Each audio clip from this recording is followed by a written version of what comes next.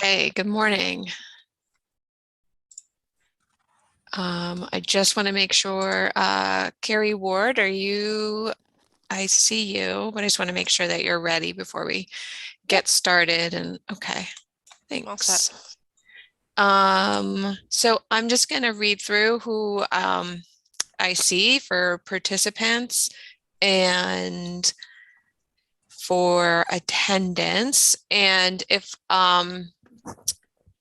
I don't call you at the end, just let me know. But it looks like I can see everyone. So I have Martin Daly, Linda von der Heide, David Wooden, Carrie Ward, Peter Knutson, Charles Welge, Jack Selleck, Valerie Dean, Ed Brennan, Rogerio Rodriguez, Lindsay Brett, Jeanette Cato Marino, Lindsay Zefting, and Jennifer Hogan. Did I miss anybody?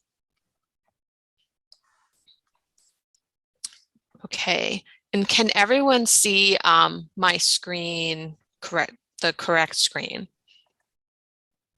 Yeah. Thank you. Okay.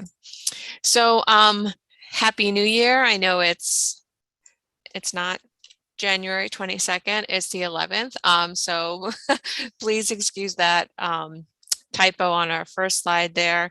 And welcome and thanks for joining us this morning. So we don't have as robust an agenda as we did from our last meeting, but we do have a few things to cover today.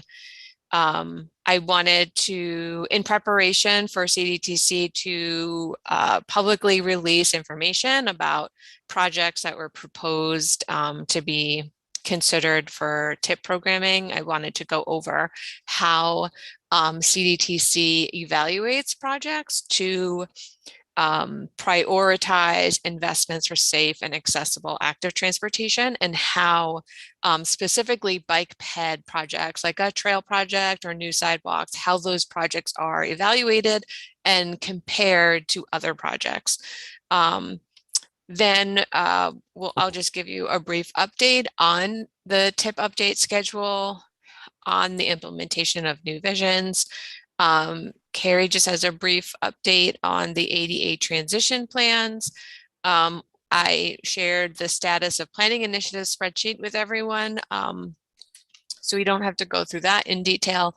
And then we should have some time for other updates if other folks have anything to share or something that they're working on that they want to make everyone else aware of. And then our next meeting is scheduled for Tuesday, February 8th at 9 a.m. And next month's meeting will feature a presentation on the proposed trail alignments for the Patroon Creek Greenway. We don't have a lot of updates from last month on our office COVID policies. We are still mostly in a virtual/hybrid situation for meetings. But if you do have a meeting at CDTC or you do need to come to CDTC, we ask that you schedule a meeting and that you please follow our protocols, masking, social distancing, and everything else. So we're going to talk a little bit about the CDTC's TIP process, and CDTC has done actually a few webinars recently on the TIP and on the TIP process. There was also some presentations at our policy board and planning committee on the recently passed bipartisan infrastructure bill.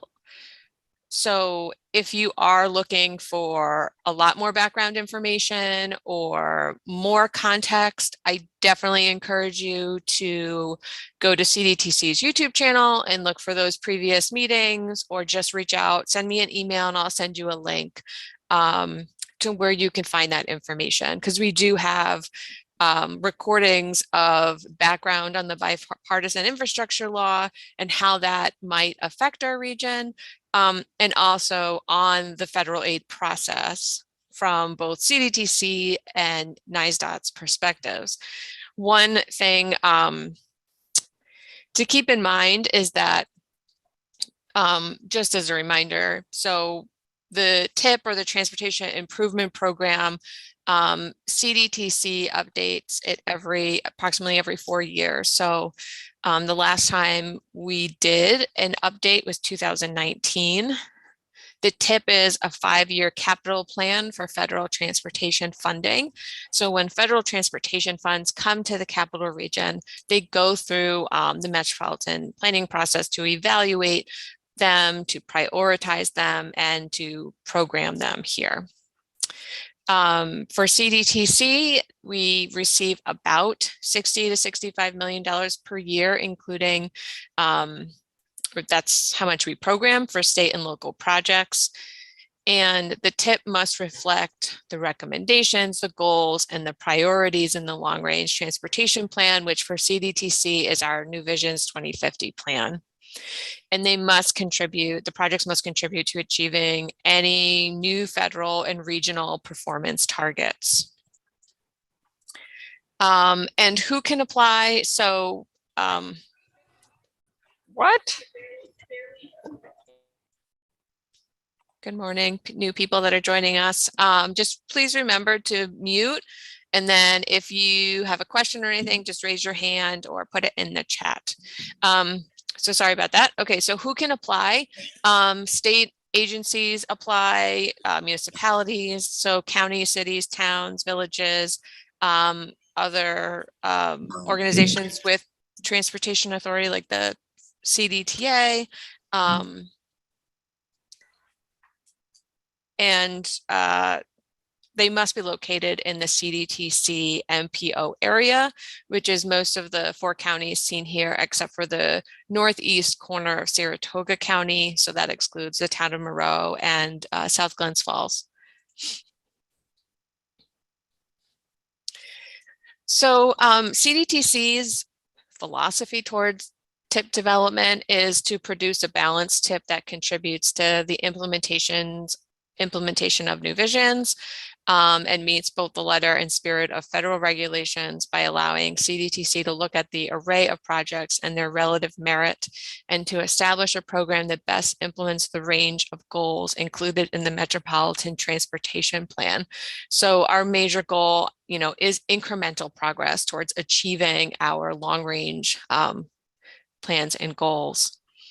So the planning and investment principles, as we've discussed, are the centerpiece of New Visions, and they're also directly related to the merit categories in the qualitative evaluation section of our TIP evaluation process.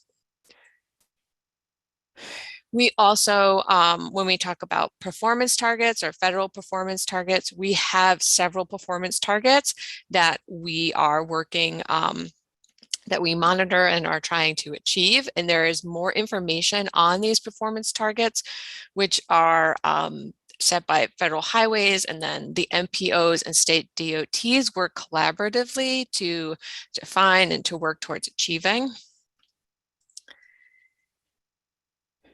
So the evaluation methodology at CDTC consists of 2 parts. There is a qualitative part and a quantitative part. And the qualitative part, again, is what reflects our planning and investment principles. And there is a section, this brown grayish section up in, the 3rd section here is called multimodalism. And within multimodalism is transit, pedestrian, and bicycle. So for pedestrian, what we're looking for is projects that improve accessibility, safety, and connectivity of pedestrian infrastructure, and makes a connection to what we've carved out as Tier 1 pedestrian districts and Tier 2 pedestrian districts. And I'm gonna just remind everyone what the definitions of those in just a moment.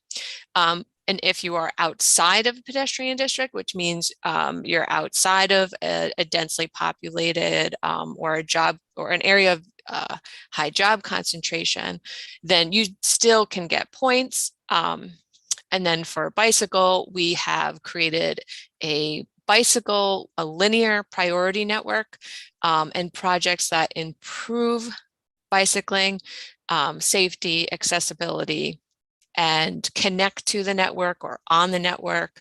Those also get points. And we recently changed this section to specifically list what types of facilities can get points.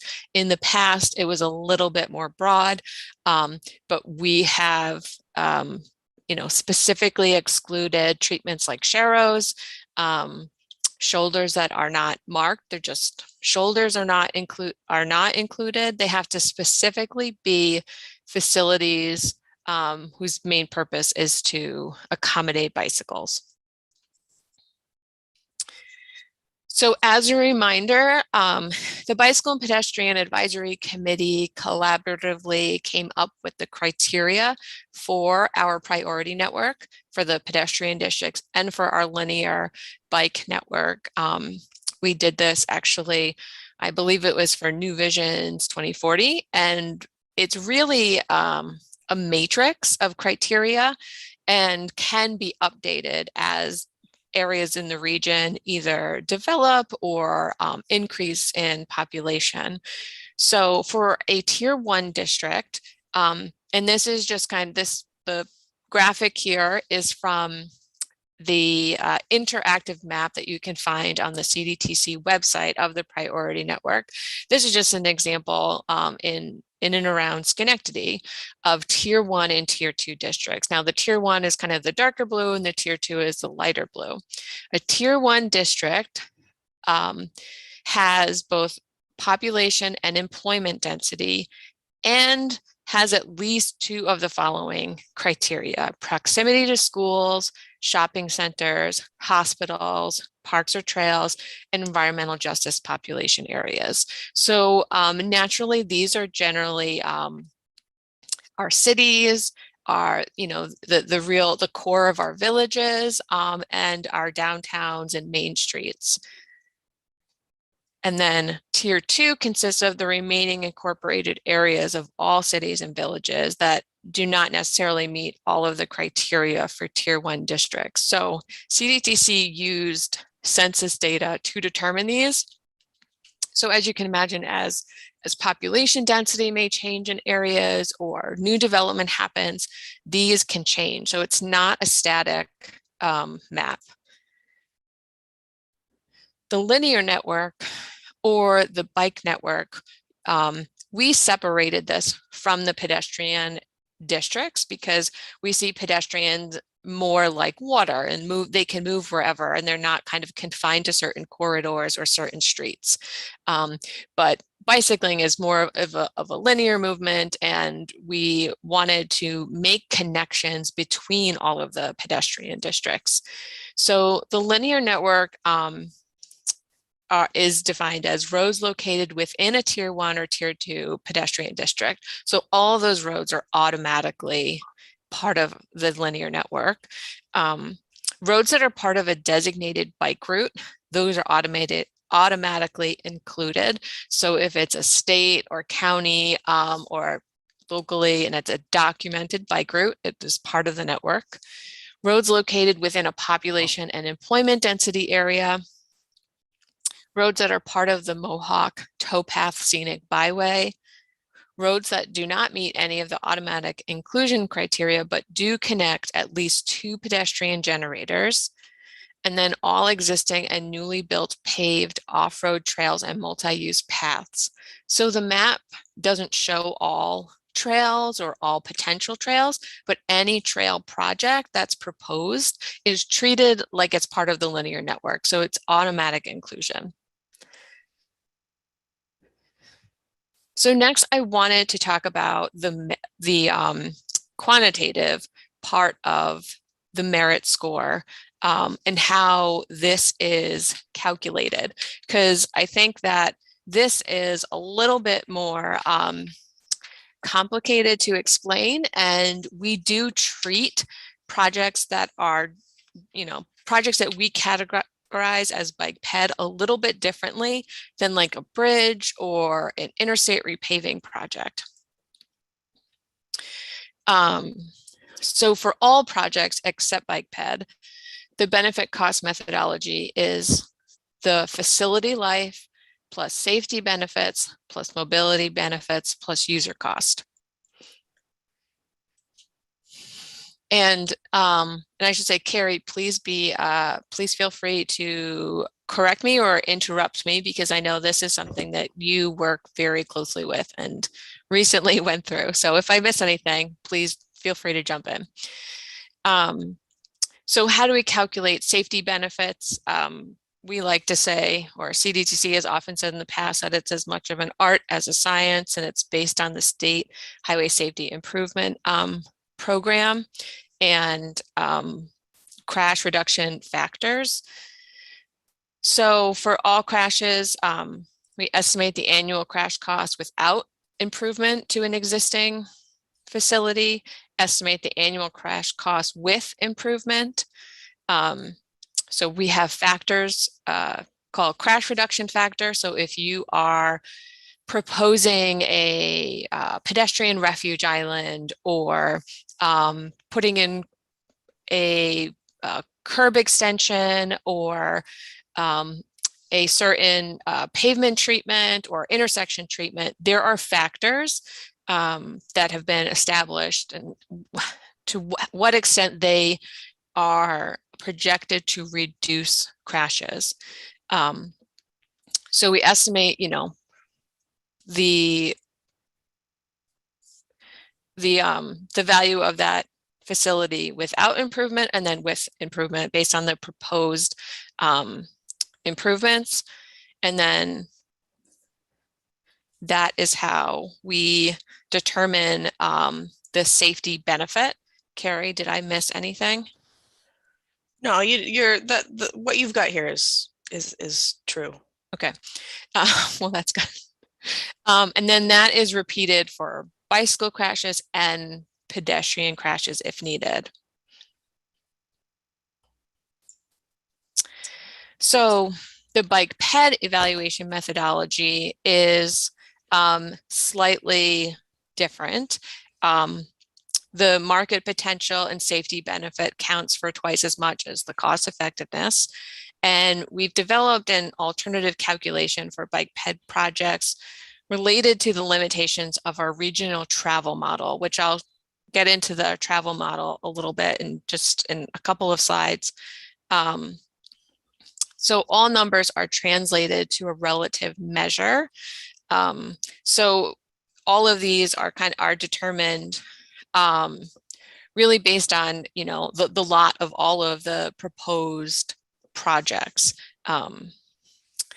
So safety is based on a calculated safety benefit, and then market potential is we put projects through our regional travel model and estimate the response on the bike ped trips to overall traffic, and I'll get into that a little bit. And then, of course, cost effectiveness. So for the regional traffic model for pedestrian projects, how the market potential is determined is how many potential trips can be removed from a vehicle to a pedestrian trip if this project is built.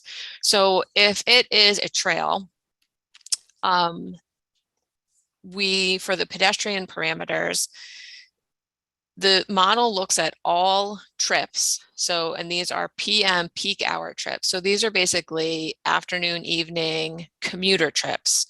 Anything within a 2.5 mile threshold. So if your commute is 2.5 miles or less, and this new trail project, as an example, will create pedestrian access for you to from your job and home, then we count that as, a potential pedestrian trip. So in the model, the speed is set to 1 or 3 miles per hour, depending upon the type of treatment and what facilities are available. For bicycle trips, we use a threshold of 10 miles, assuming that a commute of 10 miles is a reasonable commute distance that we could expect potential trips to be diverted. And then bicycle friendly street speeds are 10 miles per hour. And then where there are bike lanes or trails, we set those streets for 15 miles per hour. So this takes a look at how many trips, evening peak hour trips, 10 miles or less, could be diverted to a bicycle and not in a vehicle. And that's how we determine the market potential. So how many trips could be shifted. So for the total bicycle and pedestrian score, we use as you can see, it's kind of a logic, if your score has an A cost score, an A potential market score, it has an A final cost effectiveness score, and then A, B, A, C, B, all of this is in the tip, and you'll be able to access this presentation afterwards if you want to look at it in more detail. But this is how we determine the BC score for bike ped projects, and then we assign them weighted points. So for the 22-27 tip, CDTC received over 90 project proposals. Now, we don't have all of the details of the project proposals released to the public yet. I believe tomorrow at Planning Committee will be the first time that we really review all of those projects with our Planning Committee. But as you can see, we received 19 bicycle and pedestrian projects. Now, these are standalone bicycle and pedestrian projects. These are trail projects. These are intersection projects that are principally to improve safety or accessibility for bicyclists and pedestrians. These are standalone sidewalk projects. These are projects that their sole purpose is bicycle and pedestrian transportation. Next to each project type, you'll see in parentheses either BP or P. Those stands for beyond preservation or preservation. Beyond preservation is any type of project, proposed projects that addresses assets or infrastructure that has deteriorated beyond a state in which they can be preserved or meet statewide goals. Beyond preservation is also for anything new, because our highest priority at CDTC is preserving the existing network, is preserving and improving what we already have. So preservation is any sort of proposed project that extends or maximizes the service life of an existing transportation asset. So all of the bicycle and pedestrian standalone projects that were submitted are all beyond preservation, because they are building infrastructure that is not already in existence. And then you'll see we have bridge beyond preservation and bridge preservation. So bridge beyond preservation would be a replacement,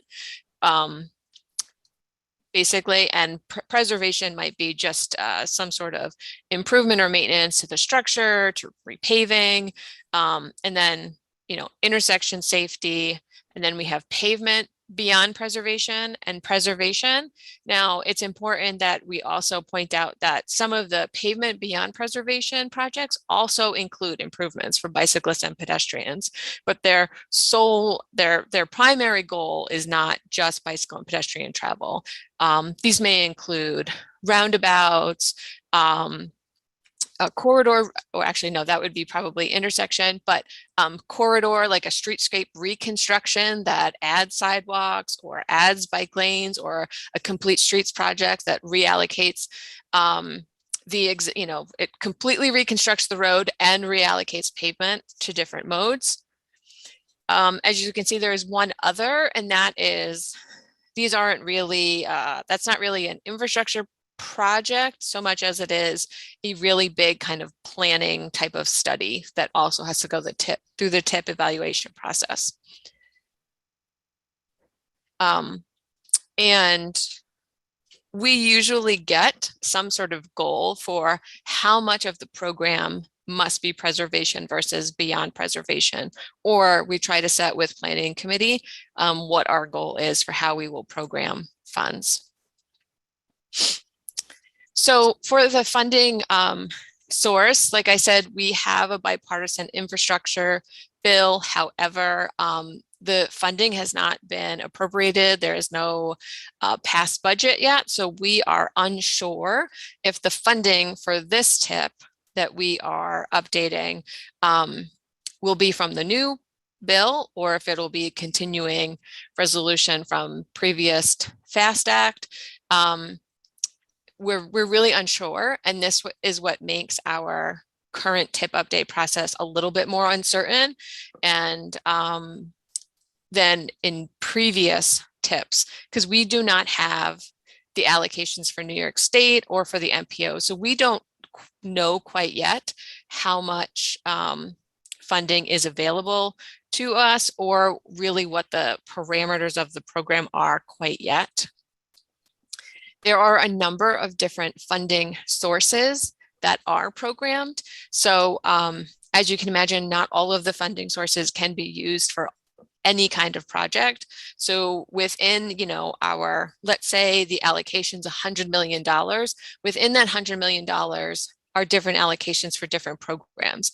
So if it's 50% National Highway Performance Program funding, and I'm totally making these figures up, that funding can only be used on National Highway System and any bridges on the federal aid system.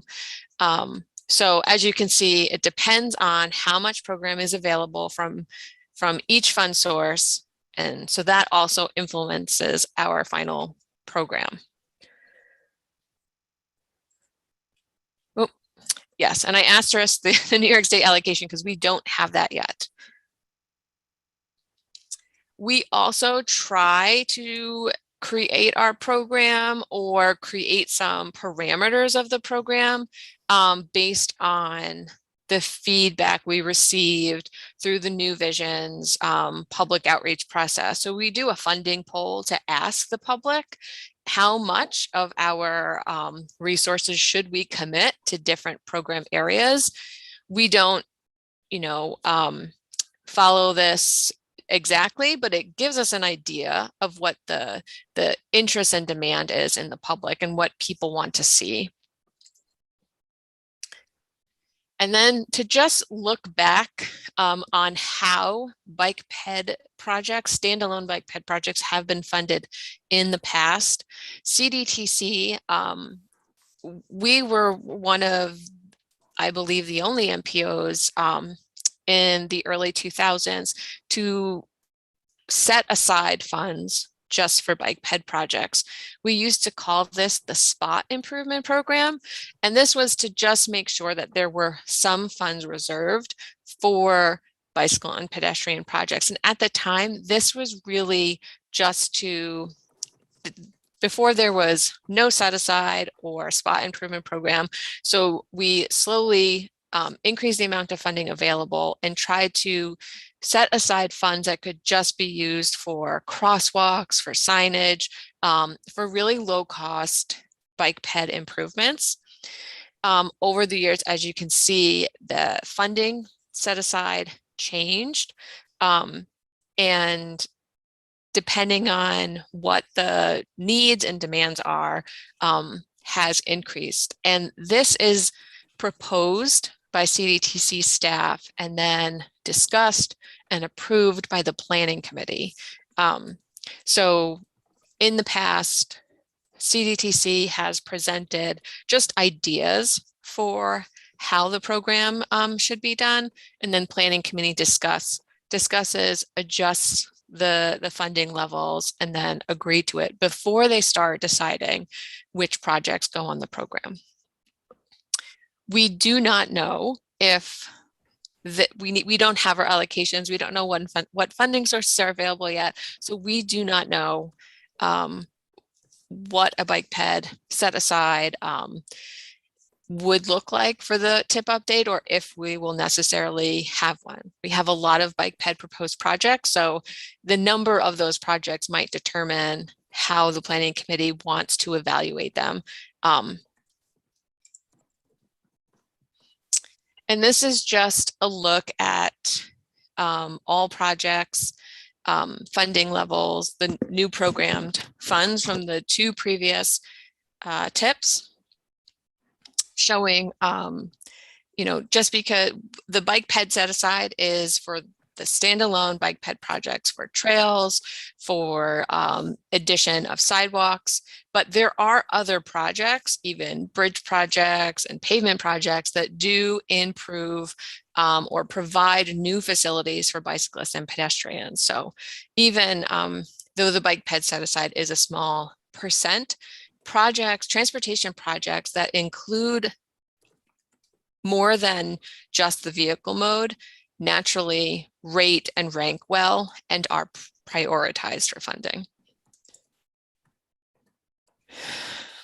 So right now, CDTC we've reviewed and evaluated all of the TIP proposals, all 93 of them, and we have scores that we are going to share with the project sponsors and with planning committee tomorrow. And then project sponsors have the opportunity to review those scores and let us know if they have questions or if they disagree with a score. And we work through that.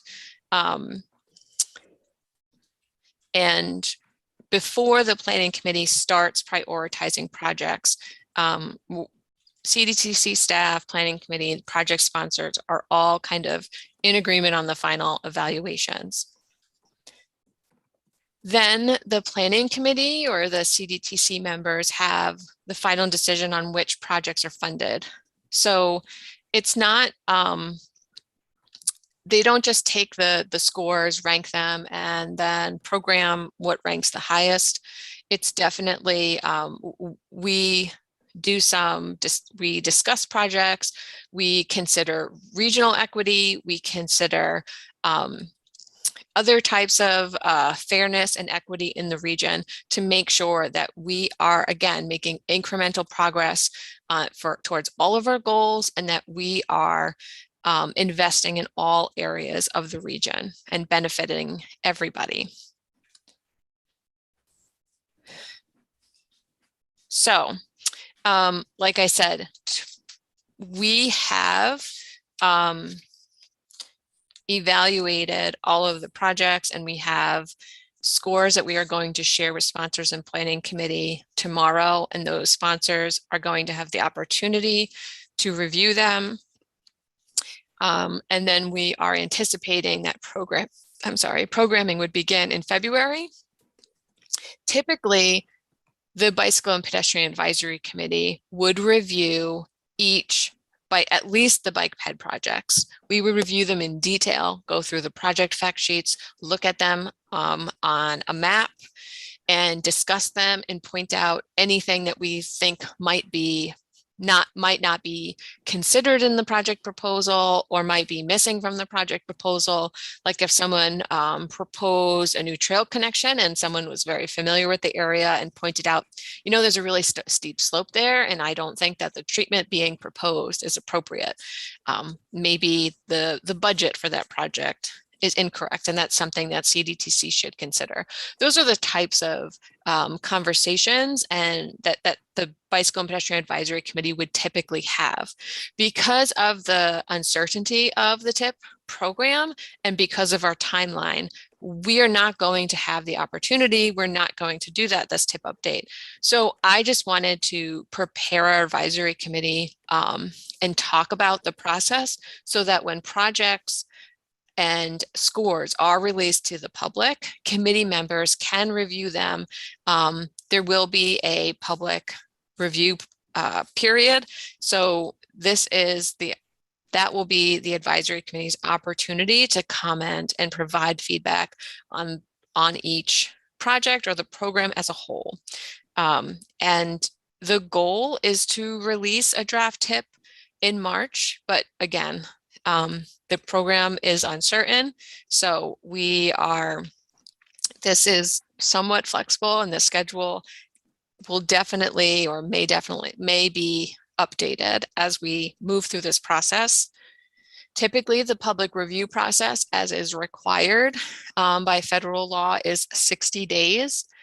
CDTC has, in our public our public participation plan has committed to a thorough, creative, and inclusive process. So we would like to do more than just release a draft. We are hoping to do workshops. Hopefully, we'll have to see what public health protocols are March and April, but we are going to at least be doing some virtual webinars. We usually get drafts out to all of the libraries to make available, but we will also be proposing some new ideas and ways to engage the public. So we will schedule at least one public workshop, and we are planning on having a final tip approved and adopted by June.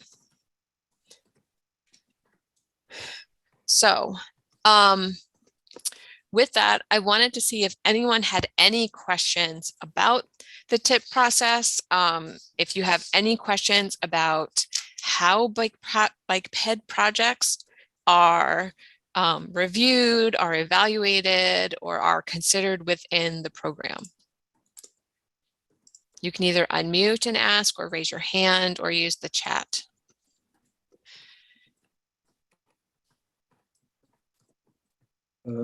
If I can ask, first of all, a very thorough presentation. Thank you. It seems like a well thought out process, but on the road shoulders, particularly in the less urbanized areas, these road shoulders are probably the only way people can either walk or bike or take a handicapped option for travel, aside from getting a car ride. Something should be done to advantage taking an existing shoulder and improving it so that it could be safely used for these purposes. Obviously, if it's 8 inches, it won't be counted, but if it's a 3-foot or 4-foot shoulder, it will be used in these areas, and it's the only way of getting through these areas without taking a lane, which not all of us are comfortable doing. So I think something should be said for a road shoulder that is marked as a shoulder, meaning that it's not a wide outside lane. I think those things are dangerous, but marked as a shoulder and available in these areas, you know, in the rural areas and perhaps some of the urban areas.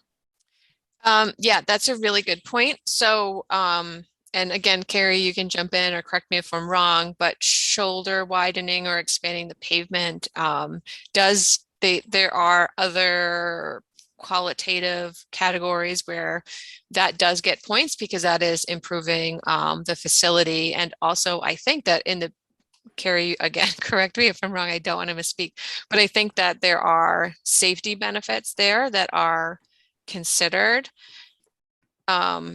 Yeah, okay. It's definitely at least in the complete streets section in the merit evaluation, the shoulder widening is a benefit. And then also in the safety calculations, every foot widened of the shoulders is a benefit. Yep.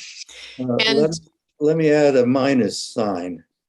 When we had the cost of asphalt being high, then there was a trend to pave the road, leave the shoulder alone, and that left an edge which people fell over either into just the dirty shoulder or into traffic. So if there's a shoulder, it has to be included within the road improvement. Otherwise, it should be a minus or just purely rejected as a project.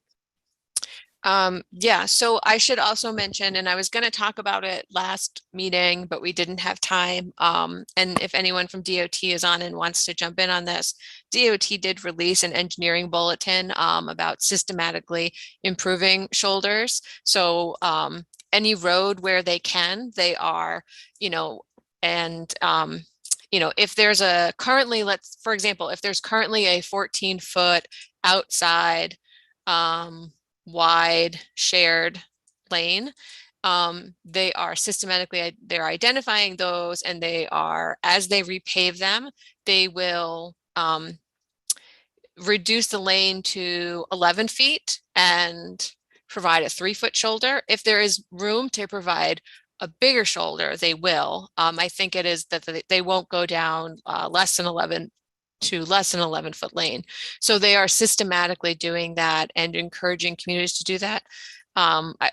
Reviewing all of the tip proposals that are repaving, there is definitely an effort to widen shoulders and to improve them systematically based on the recent DOT bulletin about that. Thank So you. I think that problem was definitely, they were even using, I think it was like recycled asphalt just in the shoulder and new asphalt and in the roadway. And there were some safety issues that came up because of that. So that is being corrected. Yeah, some of them felt like you were on rubber. Yeah. Are there any other questions or comments?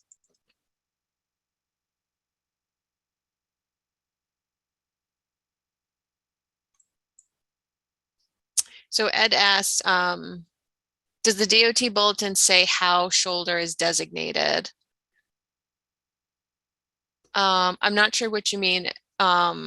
Like how roads are identified for improvements, or? No, I meant the actual, when they do improve a shoulder, I meant by a white line. Do they actually have a white line, or how do you tell what's a shoulder and what's the road, in other words? Right, the white line. The white line from the outside of the road. I'm not to, either the Yeah, how do you curb know? or yeah. Right. Yep. So it I is mean, by lines. by lines, okay. Mhm. Yep. Thank you. Sure.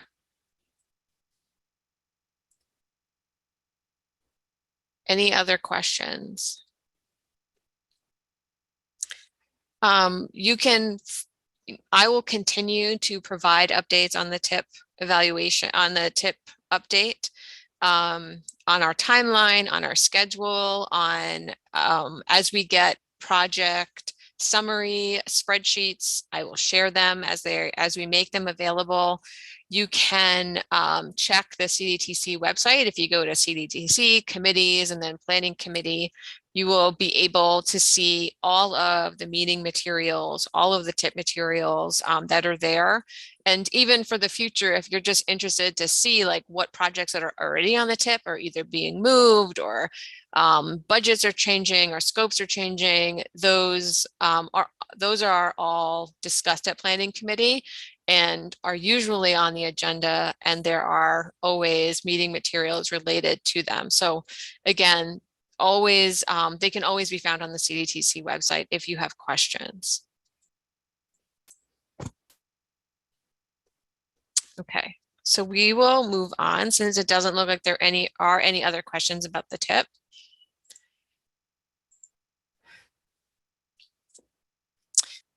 So New Visions 2050, we continue to to implement this and to look at how and basically to get ready for the next New Visions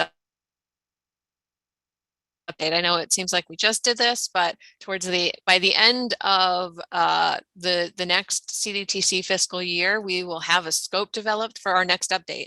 So again, this is a constantly ongoing evolving process.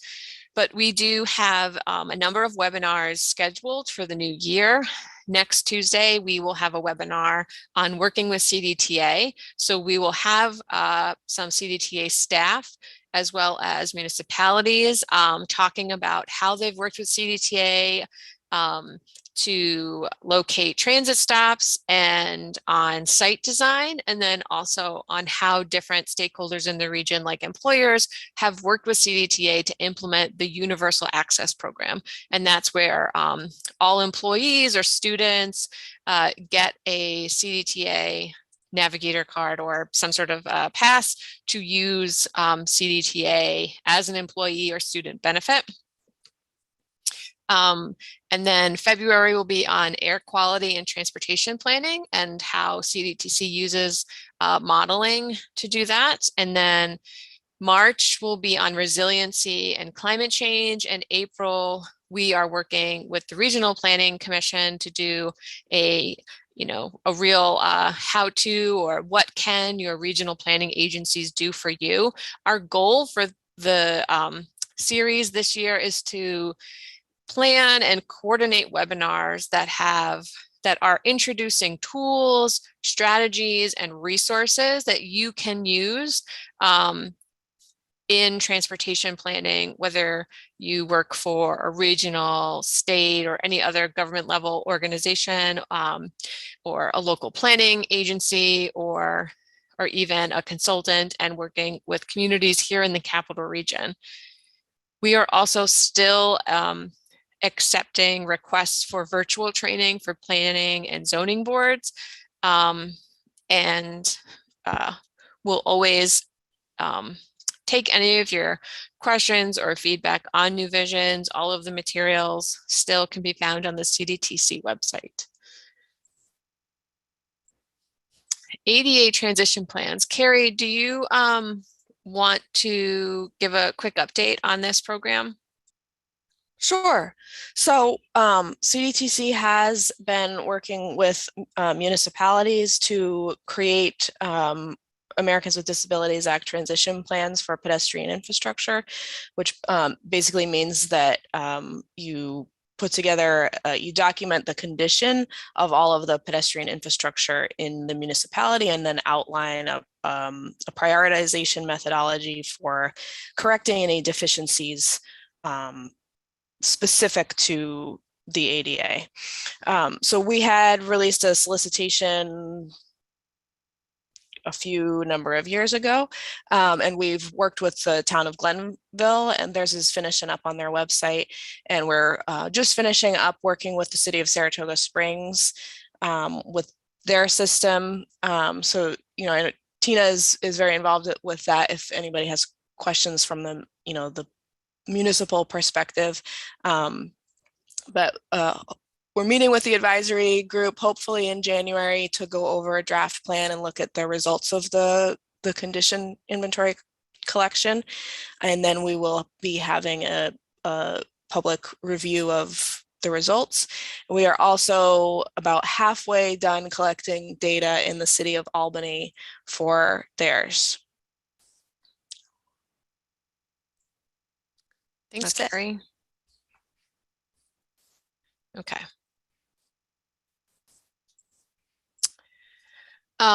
So the next item is on the Capital Coexist mini grant program. All projects should be completed for 2021, and all final invoices and receipts must be submitted by March. We would like to get some of our project sponsors scheduled to present to the Bicycle and Pedestrian Advisory Committee on their project. So I hope to be able to get that done in a couple of months as people are available. Usually by this time we have a new program to announce. We are we're not only updating the tip and doing a lot of other changes, but we're also in the process of updating the Unified Planning Work Program, or UPWP, which is our budget or list of tasks. So our fiscal year begins April 1 to March. How many days are in March? 30 to the end of March 31. So we will have a new UPWP by April, but we don't have any programs to propose, new programs to propose just yet. And Capital Coexist, we've been doing this program since I believe it was 2016, and we've kind of tweaked it. It's evolved a bit each time we release a new solicitation, and we are continuing to improve it because we do use federal funds for the program, so we are very careful in what these funds go to reimburse communities and recipients for, and what goals we're achieving. And we've even brought in, it started as a bicycle and pedestrian safety program, and it has grown to be a traffic safety program. And we've seen a lot of interest and demand for assistance and funding for demonstration or pilot projects. So for the next version of Capital Coexist, we'll probably see, some changes and, an emphasis on demonstration and pilot projects that come from recommendations from previous studies, from linkage studies, from other regional studies, and from local planning initiatives. So stay tuned, and hopefully by either February or March, we'll have some details on the new UPWP and what programs and projects we'll be funding. So I'm not going to go through all of these. There's our spreadsheet of ongoing CDTC funded and supported initiatives has grown to 3 pages. As you can see, we have a lot of projects ongoing. We have a lot of consultant studies that we are supporting. So these are all these were attached to the agenda. You can take a look at them. But if anyone is working on a project or starting a new study that they want to share, or if they have an event coming up and they want to mention it, you can either put it in the chat now, and I don't mind reading it for everyone just to make sure it gets in the notes, or you raise your hand and unmute and bring it up now.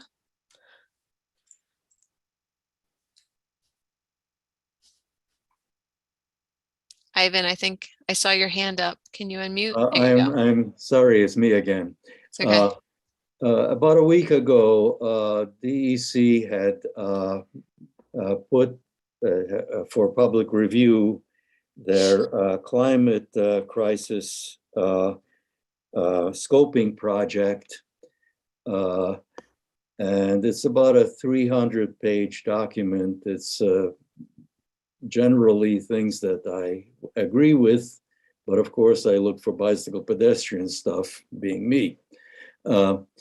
It is there, buried in the sort of the back of the report, particularly in the health or the climate justice section, a few pictures of bicycle-looking, pedestrian-looking images and stuff, but very little discussion, absolutely no discussion up front.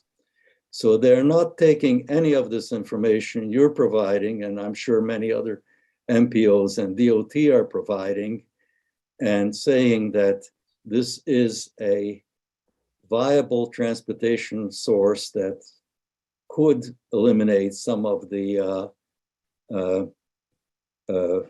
one-person car trips to begin with, and perhaps better safe routes to school, or any of those other things. I'm doing a draft of a very brief comment from New York Bicycling Coalition, together with a former DOT staff member, Richard Brustman, but it just completely misses the situation that trips are trips. So, if I want to reduce my trips, I by walking or bicycling that don't count. It's good for my health though, and it's nice for climate justice if you're in a poor neighborhood. Okay. Yeah. So the MPO Association will probably take a look at that and submit as a, as an association. That's usually how they interact with DEC, but I'll definitely have to take a look at it. It would be very helpful. I'll get you the link in and to anybody else in emails upcoming. Sure. If you have the link, we can put it in our meeting notes so that people can review and submit comments if they feel they need to. Thank you. Thank you, Ivan. Martin, you had your hand up. Yeah, thanks. Maybe covering old news by now, but if folks were following the governor's State of the State address, she published a supplemental booklet which contained a list of priority projects for the state, including several transportation projects. The great news is that the Livingston Avenue Bridge replacement was cited in that book associated with the governor's State of State. It mentioned the bridge as a critical piece of statewide infrastructure, and it put into priority that that project should be advanced and that the project should include bike and pedestrian access. So certainly, I think that's a good sign that the state is receptive to replacing that with the appropriate accommodations. The next steps for that particular project are certainly there's a what's called a Section 106 review, which is where the state will look at its impact because the bridge is National Register eligible. And certainly there will probably be scoping meetings for a draft environmental impact statement for that project moving forward. So there'll be plenty of opportunities to provide public comment and support that walkway. But really exciting news that the state is formally acknowledging the value of the pedestrian, bike and pedestrian resources on that structure. So. Thank you, Martin. I can't believe I forgot to include that on the agenda. Yeah, come on, Jen. I did notice that and get very excited about that in the State of the State handbook, or I think that's what they called it. The governor didn't mention it in the written, in the verbal State of the State, but if you looked at the hundreds of pages that were released, as a companion to that, the Livingston Avenue Bridge is noted. I think it's like page 93. I can include a link to that in the notes. And as you know, the Livingston Avenue Bridge, if there is a bike and ped connection on there, that would connect to big trail systems on each side of the river, which is really exciting. And the soon to be open Skyway, is really close to Livingston Avenue Bridge. So there's a lot of potential for creating connections there. And hopefully, probably by May, we should be able to have to all go out maybe to do one of our in-person field trips and visit the Skyway when it is opened and maybe take a look. You can see the bridge from the Skyway. So so we'll be able to this spring really take a look and understand what's going on with that. Thanks, Martin. Art, did you have something? Yeah, a few things. In mid-December, we had our first ever all-member meeting for Cycle Schenectady. And since our founding in 2020, we've been working with a board that was really the organizational committee. So this was the first real election. So we've now got a 9-member board with 2 women, 2 Black people, a nice range of ages. So I won't be doing this for the rest of my life. We've got younger people, middle-aged people, older people like myself. So there's continuity and succession. So we're off to a good start. The second thing involves that fatality in downtown Schenectady in mid-November when a cyclist was hit and killed on a Saturday afternoon, and it looked like a hit and run. So I kind of followed up on that repeatedly with the police chief and the district attorney asking for more information, and they told me what they could. But ultimately, they came out with a report in the press that absolved the motorist of responsibility for it. And I was dubious because those things are not always investigated, and motorists are very seldom held accountable. But in this case, the circumstances were such that it looked like that was the right call. The motorist was pulling a trailer behind him, and the cyclist pulled alongside and did something crazy like trying to hit the trailer or hitch onto the trailer, and lost the wheel and got pulled under the trailer and killed. And it is conceivable, possible, plausible that the motorist didn't know that, and he was there as claimed. So it was a true hit and run. And I met with the police chief and the chief investigator, and they showed me video and all that, so it aired out what they said.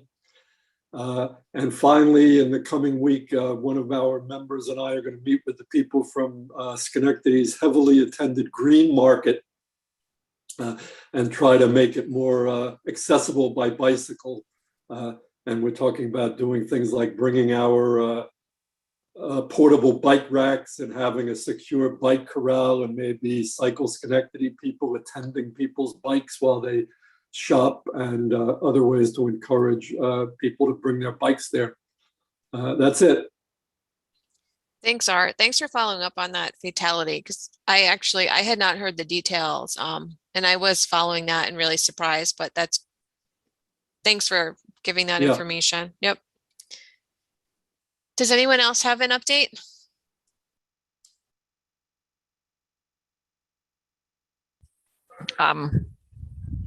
This is Tina. I guess my update is really excited to announce that we're about to go out for a construction bid for the Saratoga Greenbelt Downtown Connector Trail.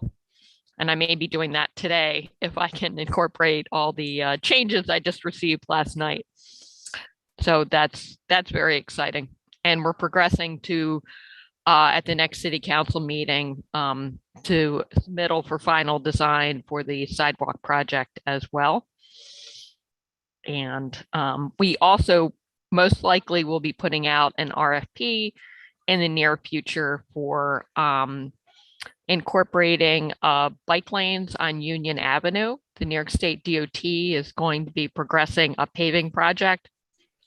And it seems at this point that they're going to be putting bike lanes on Union Avenue from East Avenue out to Henning. And so the city is going to try to continue that and make sure that it's a continuous network from East Avenue to Congress Park. That's great, Tina. So if the construction bid goes out today, does that mean that you're planning on construction this spring, summer? We are. Okay, great. And we're hoping that the sidewalk project construction will start this summer as well. Okay. There's no right of way. So once we get final design approval, we can move right to construction bid. So Ed asked if the connector trail connects to Spa Park and Zem Smith. So that's the next piece of that is that I haven't written it. I have my draft of my Union Avenue one on my desk, and I need to talk to the new council about it.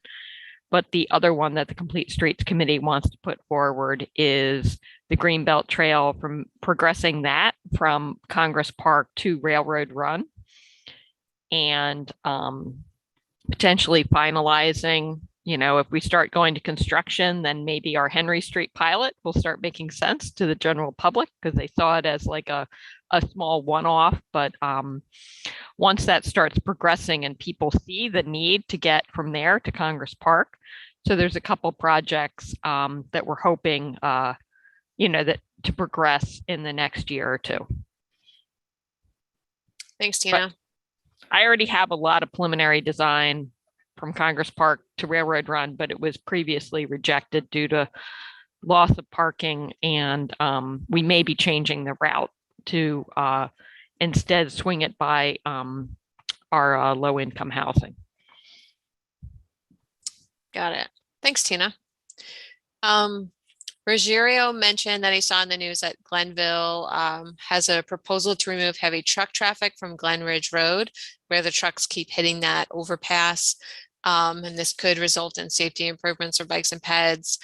I do not know the details of this, but that would definitely be something, that we could, if the town was interested in looking at how, beyond that, they could improve conditions for bikes and peds, we would definitely work with the town or talk with the town, and we'll follow that project to see where it goes. I'm not sure I had heard about that, but that doesn't mean that other people at CDTC are not very aware and involved. So thank you. Okay, any last updates?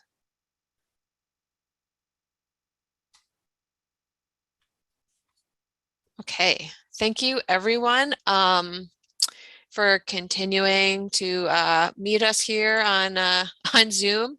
I do hope that we eventually can get in person. So thank you for being patient with us. Our next meeting is February 8th. It will be virtual. And again, we'll have a presentation from the consultant team for the Patroon Creek Greenway feasibility study on the proposed alignments. As you may be familiar with, the Patroon Creek Greenway has been a really a key project, a key regional project for years now. We've done some studies in the early 2000s on it, and we're getting some more details now. So, and as pieces like the Skyway and Livingston Avenue Bridge and other trail connections are made, it makes more and more sense. So I hope you can join us next month, and I hope everyone has a healthy and safe rest of the month, and have a good afternoon. Thank you. Bye, everyone. Bye. Thank you. Bye.